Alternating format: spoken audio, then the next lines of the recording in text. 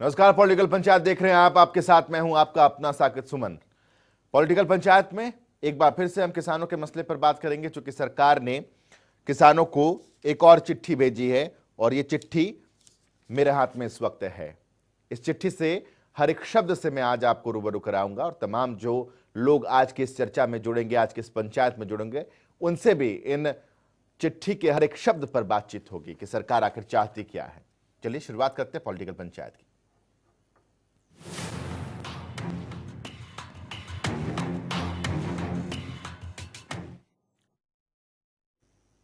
सबसे पहले आज आपको राहुल गांधी के स्टेटमेंट से हम रूबरू कराना चाहते हैं, जो ये कह रहे हैं कि भारत में डेमोक्रेसी नहीं है। हालांकि वो आए थे किसानों के मसले पर ही ज्ञापन उन्होंने सौंपा। उन्होंने कहा कि 2 करोड़ लोगों का हस्ताक्षर इसमें है, जो ये कहते हैं कि ये कृषि कानून वापस लिया जाना चाहिए।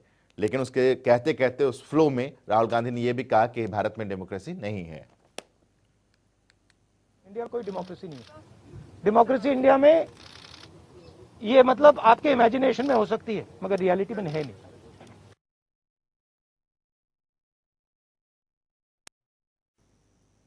इस मसले पर केंद्रीय कृषि मंत्री नरेंद्र तोमर ने पलटवार किया।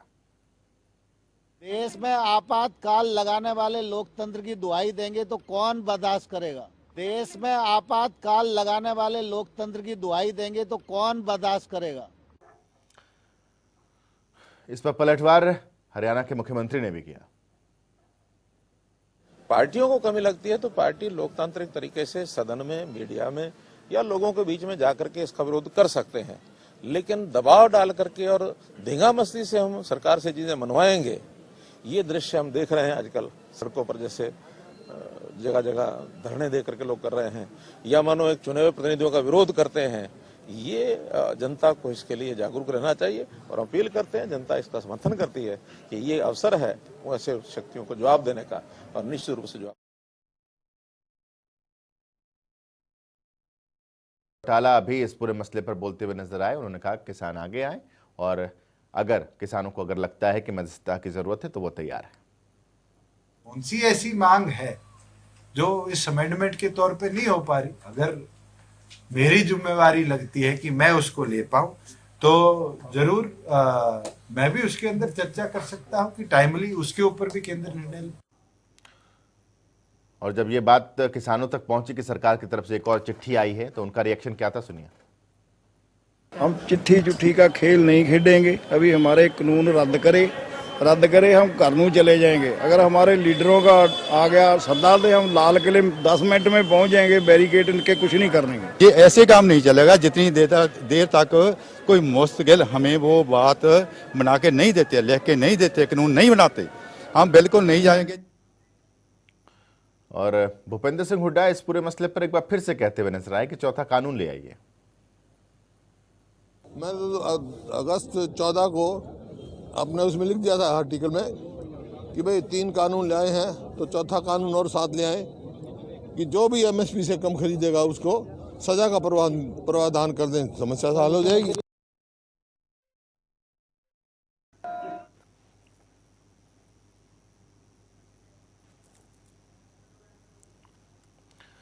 जी हाँ, तो ये तमाम स्टेटमेंट सुन लिया आपने, लेकिन मेरे हाथ में वो चिट्ठी है जो मैं चाहता हूं कि उसके कुछ अंश ऐसे हैं जो आपको सुनने चाहिए कि सरकार ने किसानों को जो ये चिट्ठी भेजी है उसमें क्या लिखा है। उसमें लिखा है कि भारत सरकार पुनः अपनी प्रतिबद्धता दोहराना चाहती है कि वो आंदोलनकारी किसान संगठनों द्वारा उठाए गए सभी मुद्दों का तर्कपूर्ण समाधान करने के लिए तत्पर है। दिनांक 20/12/2020 को लिखे गए पत्र में भी यह स्पष्टतया उल्लेख किया गया था कि आंदोलनकारी किसान संगठनों द्वारा उठाए गए सभी मौखिक एवं लिखित मुद्दों पर सरकार सकारात्मक रुख अपनाते हुए वार्ता करने के लिए तैयार है। यह इसके पहले पैराग्राफ की बात है। दूसरे पैराग्राफ में सरकार की तरफ से लिखा गया है कि आगे भी आपकी सुविधा अनुसार वार्ता करने की पेशकश सरकार करती है। तीसरे पैराग्राफ में है कि पत्रों में यह स्पष्ट उल्लेख था कि 3 दिसंबर 2020 को हुई वार्ता में जितने मुद्दे चिन्हित किए गए थे उन सभी मुद्दों के संबंध में लिखित प्रस्ताव दिया गया था। फिर भी दिनांक 20/12/2020 के पत्र में यह उल्लेख किया गया था कि यदि कोई अन्य मुद्दा भी है तो उस पर भी सरकार वार्ता करने के लिए तैयार है। इसके अलावा सरकार यह भी इस चिट्ठी में कह रही है कि सरकार न्यूनतम समर्थन पर खरीदी की वर्तमान व्यवस्था को लागू रहने के संबंध में लिखित आश्वासन देने को तैयार है। इस विषय में कोई नई मांग रखना जो नए कृषि कानूनों से परे है, उसका वार्ता में सम्मिलित किया जाना तर्कसंगत प्रतीत नहीं लगता है। सरकार आपके द्वारा उठाए गए सभी मुद्दों पर वार्ता के लिए तैयार है। कृपया आप अपनी सुविधा के अनुसार तिथि एवं समय बताइए। ये वार्ता आपके द्वारा सुझाई गई तिथि एवं समय को विज्ञान भवन नई दिल्ली में मंत्री स्तरीय समिति के साथ आयोजित की जाएगी। ये चिट्ठी है जो जारी की गई है केंद्र सरकार की तरफ से। इस वक्त हमारे साथ जो खास मेहमान हैं वंदना पोपली जी हमारे साथ बीजेपी की तरफ से जुड़ी हुई हैं, बहुत बहुत स्वागत वंदना जी आपका। बालमुकुंद शर्मा जी हमारे साथ इस वक्त जुड़े हुए हैं कांग्रेस की तरफ से, बहुत बहुत स्वागत है बालमुकुंद जी। भारतीय किसान यूनियन की तरफ से स्वामी इंद्र जी हमारे साथ जुड़े हुए हैं, स्वामी इंद्र जी बहुत बहुत स्वागत है आपका। और इंडियन नेशनल लोकदल की तरफ से रजत पंजेटा जी हमारे साथ जुड़े हुए हैं, रजत जी आपका भी बहुत बहुत स्वागत है। पहला सवाल स्वामी इंद्र जी, आपके अलावा किसी और से नहीं बनता है। सरकार की चिट्ठी आ चुकी है, एक बार फिर से बातचीत का न्योता दे दिया। उन्होंने कह दिया कि समय आप बता दीजिए, तारीख बता दीजिए, जगह तो हमारी है ही, जाएंगे नहीं जाएंगे। आंदोलन को गुमराह करने के लिए चिट्ठी भी लिखती है और कुछ से नाम के जो बीजेपी के लोग हैं उनको किसान बनाकर वहां पे पेश करती है। उससे पहले चिट्ठी लिखने से पहले उनकी वार्ता कराती है, जो समर्थन आ गया है। जब आपको है और आपको लगता है समर्थन है तो आप समर्थन पे कायम रहिए, चिट्ठी क्यों लिख रहे हैं? अगर आपको लगता है कि किसानों की मांगे जायज हैं, सबसे पहले कानून को रद्द करने का काम करें, वार्ता तभी हो पाएगी, क्योंकि ये डेथ वारंट है। इस पे किसी प्रकार से किसान जो है मानने को राजी नहीं है, क्योंकि हमें मालूम है अगर हमारा एक भी आपको हाँ बड़ा संदेश पहुंच गया तो आप अपने अड़िंग रवैये पे ऐसे ही कायम रहेंगे जैसे पहले थे। यानी बातचीत नहीं होगी? नहीं, इस मुद्दे को लेके चर्चा नहीं हो सकती जब तक सरकार तीनों कानून को रद्द करने का फैसला जनहित में जारी नहीं करती। वंदना पोपली जी, आपका प्रस्ताव ठुकरा दिया गया एक बार फिर से।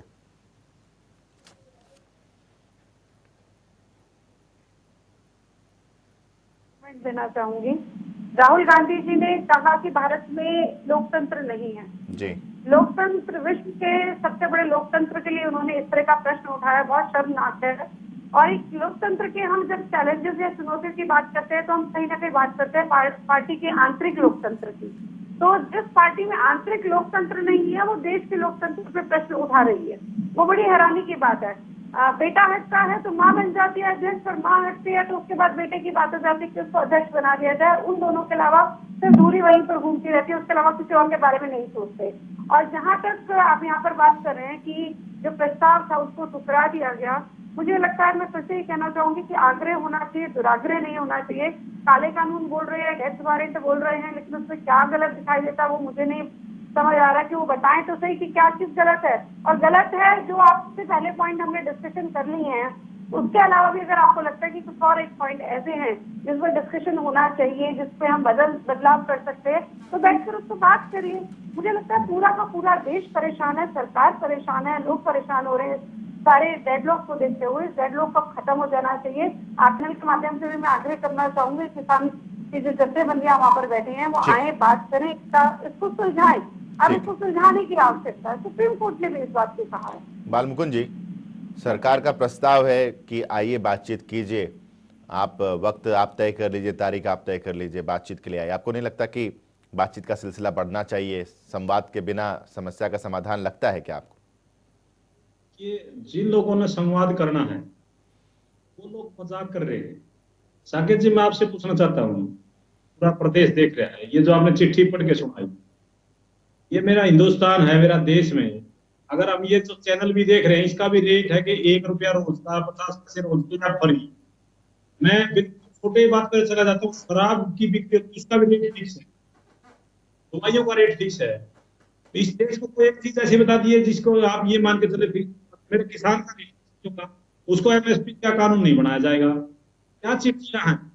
मैं तो आपने ठीक है सुनाई, उसी से था कि कहीं सरकार लिखेगी कि एमएसपी कानून बना देंगे।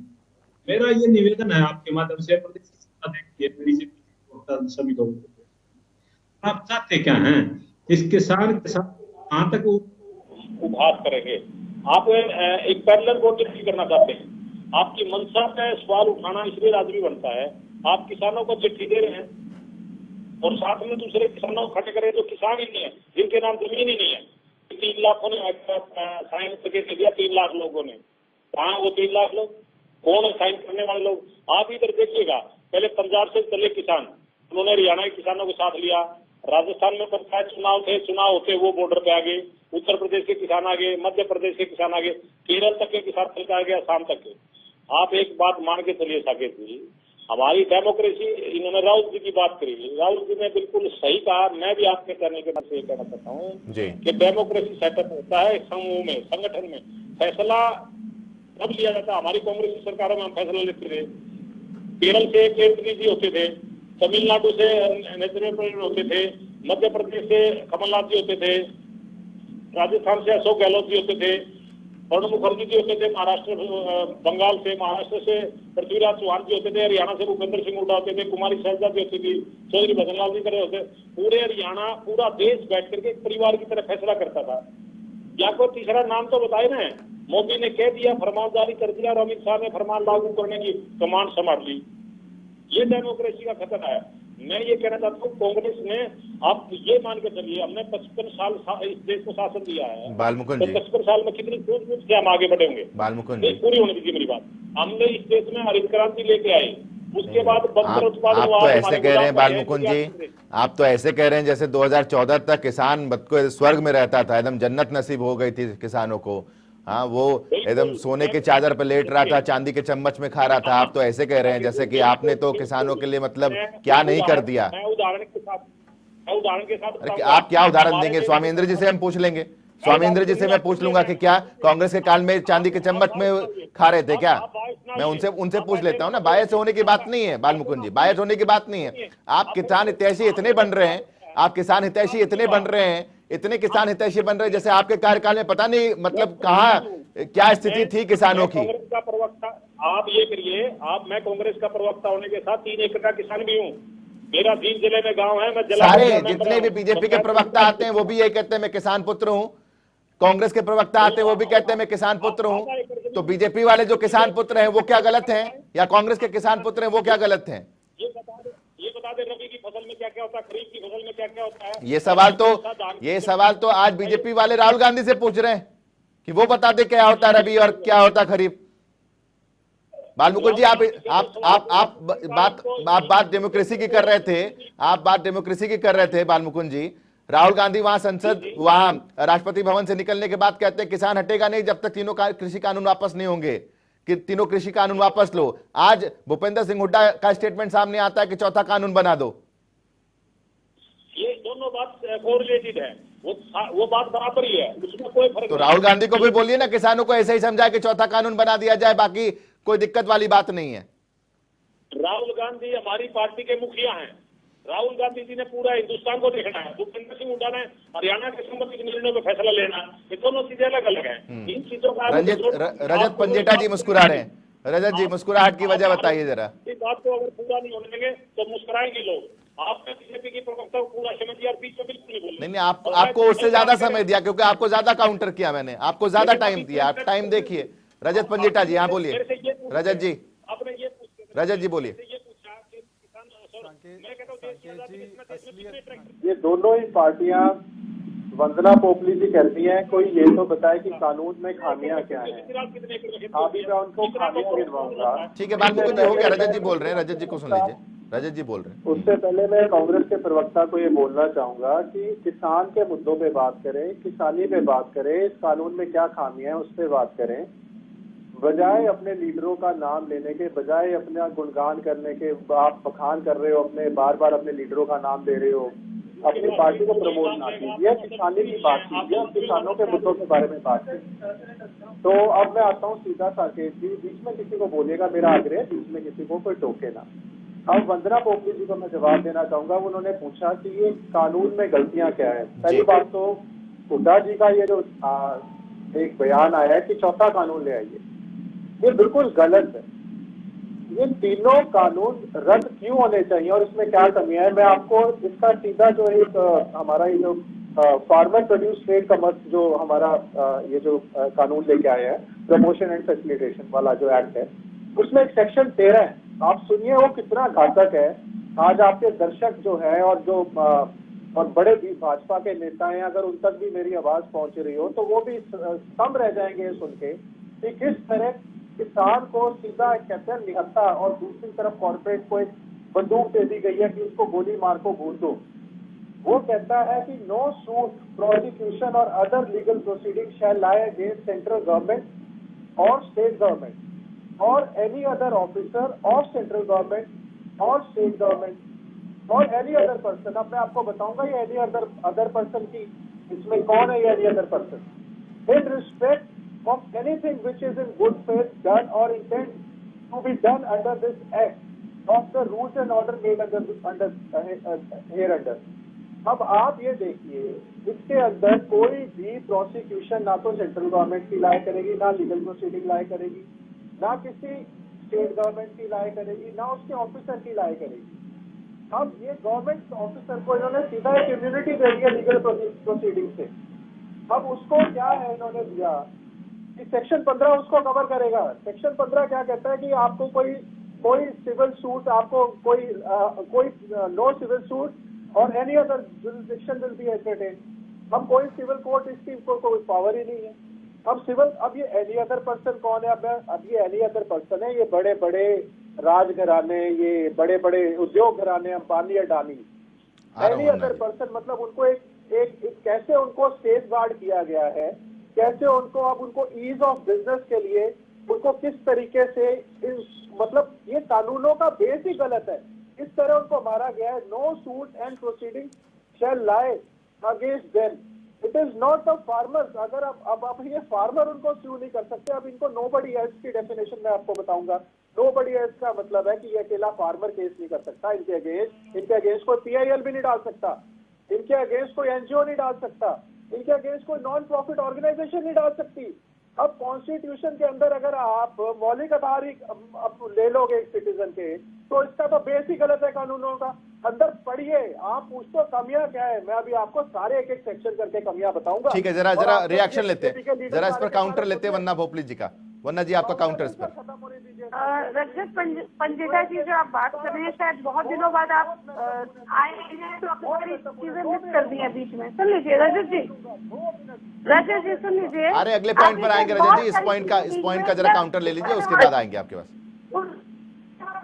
यहाँ पर आप बाहर लीगल प्रोसीडिंग की बात कर रहे हैं। यहाँ पर आपको शायद मालूम नहीं है कि हम सुप्रीम कोर्ट या किसी भी कोर्ट को 30 दिन के लिए 20 दिन के लिए बाउंड नहीं कर सकते हैं, इसलिए ये प्रोविजन रखा गया था। लेकिन पिछले दिनों में जो शायद डेवलपमेंट हुआ आपको मालूम है।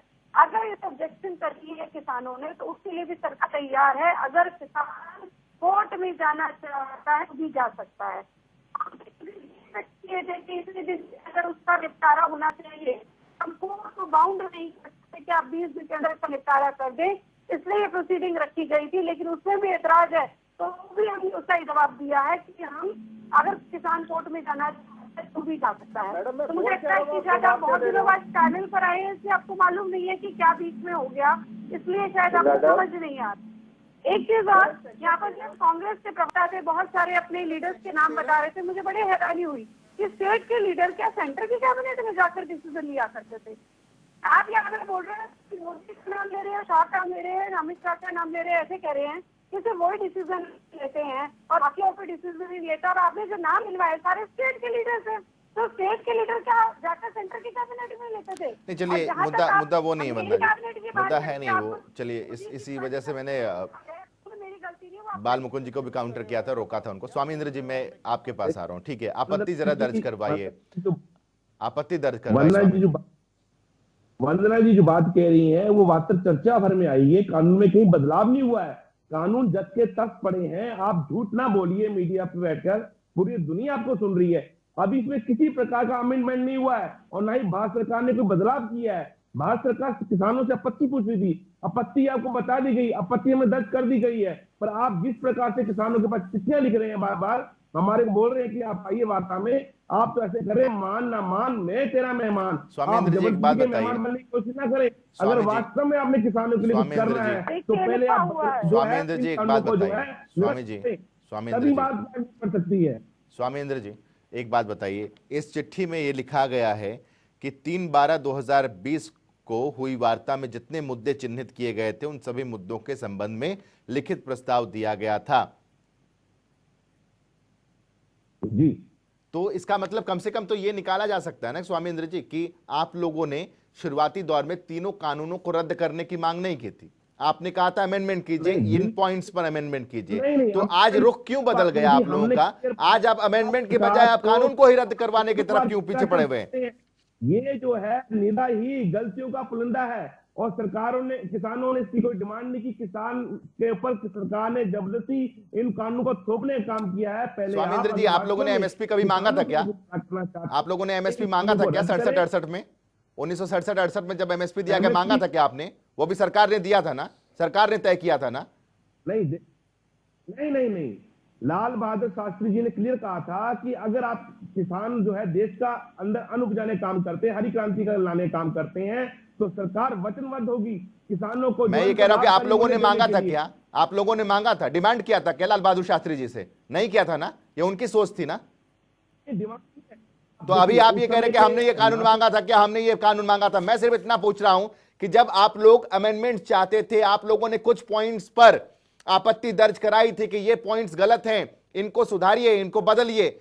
शुरुआती दौर में आप लोगों में से कोई नहीं ये कहता था कि तीनों कानूनों को रद्द करो, आप सारे लोग अमेंडमेंट चाहते थे। फिर आज ऐसा क्या है कि आप लोग अमेंडमेंट के बजाय कानून को रद्द करवाना चाह रहे हैं? आप मेरे मुंह में शब्द डालने की कोशिश ना करें। किसान हरियाणा का और पंजाब का 60 दिन लगातार 2 महीने पंजाब और हरियाणा में आंदोलन चला कि ये जो कानून है हमारे डेथ वारंट है और हमारे को ये कानून पसंद नहीं है, केंद्र सरकार इन अध्यादेशों को वापस ले। पर सितंबर में सरकार ने कोरोना काल के अंदर जो है संसद चलाई और संसद में इनको कानून का रूप दिया और किसान लगातार कह रहे हैं कि कानून हमें पसंद नहीं है। जब ये अध्यादेश थे तब भी पसंद नहीं थे और जब ये कानून का रूप ले लिया तब भी पसंद नहीं। और आपको पता ही है संसद के अंदर इन्होंने किस तरीके से कानून पास कराए हैं। राज्यसभा के अंदर तो चर्चा भी इन्होंने दी और ध्वनि मत से जबरन, जबकि 8 माननीय सांसद जो है बैल के पास आ गए, उन्होंने आके सब विरोध किया। ठीक है, बालमुकुंद शर्मा जी कुछ कहना चाह रहे हैं। बालमुकुंद जी, आ रहा हूं, वंदना जी आपके पास भी और रजत जी आपके पास भी। बालमुकुंद जी बोलिए।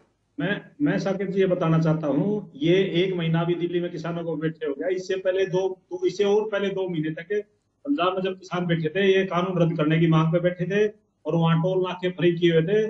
और मेरा तो आपसे हाथ जोड़ के प्रार्थना है, जिस तरीके से आपके चैनल की साख है तो चीजों को दुरुस्त करके रखना चाहिए। पहले दिन से किसानों की ये मांग थी, अब तो सरकार के हथकंडे हैं। कई चैनलों को तो वहाँ रिपोर्टिंग नहीं करने दे रहे किसान। उन्होंने कहा कि भाई आप हमारी मांग नहीं दिखाते। आप ये कह रहे हो पहले से करने की मांग थी, पहली मीटिंग से। ये 26 तारीख को हमारे किसान वहां पहुंच गए थे दिल्ली पे। 3 दिसंबर का टाइम क्यों दिया? केवल ये कहने के लिए किसी न किसी को बीच में से तोड़ेंगे, इनमें फूट डालेंगे। और यही अभी तक नीति चल रही है। आप ये कह रहे हो पहले दिन आपकी ये मांग थी, अगले दिन ये मांग थी। कानूनों में मांग है, शुरू दिन से एमएसपी की मांग है, बढ़ाए कानून सरकार जाए। ये सरकार जिस तरीके का कंडे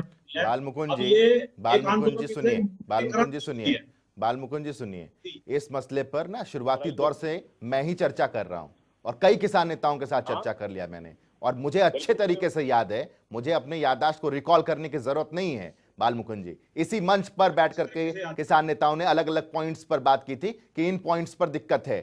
ठीक है, वंदना पोपली जी आपका टर्न, आप बताएं।